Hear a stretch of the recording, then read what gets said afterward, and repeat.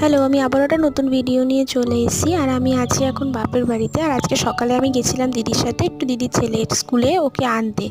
আর ওর তো এক্সাম চলছে, তো আজকে ওর শেষ এক্সাম, তো তার জন্য আমি আর দিদি দুজনে মিলে একটু গেছিলাম। তো এখানে দেখো ওরা সবাই দাঁড়িয়ে একটু গল্প করছিল, তারপর ও ছুটি হয়ে গেছে। আর ও দেখো আমাকে দেখে না ও ভীষণ খুশি হয়েছে, মানে ও ভাবতেও পারেনি যে আমি আজ ওকে আনতে যাব। তো এখানে সমস্ত বন্ধু টন্ধু সবাই ছিল, ওতে যেহেতু আজকেই শেষ দেখা হবে, তো এখানে সব বাচ্চাদেরকে দাঁড় করি না ওরা একটু।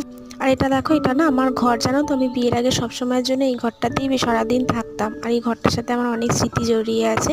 তো তারপরে বাড়ি এসে ব্রেকফাস্ট করে আমি চানটা করে নিয়েছিলাম, তারপরে গেছিলাম ছাদে একটু রোদ্দুরে। আর আমাদের এদিকটা না খুব ভালো ঠান্ডা পড়েছে, যার জন্য না দুপুরবেলাটা একটু ঠান্ডা ঠান্ডাই লাগে। আর এখানে দেখো মা দিদি ছেলেকে একটু ঘুম পাড়াচ্ছে বলে আমি একটু ছাদে এলাম বিকালের দিকটা। আর আমার মা না এখানে প্রচুর ছাদে এবারে ফুল গাছ লাগিয়েছে, আর প্রত্যেকটা গাছে না খুব সুন্দর কুড়িও এসছে, মানে বেশ ফুল ফুটবে এরকম একটা।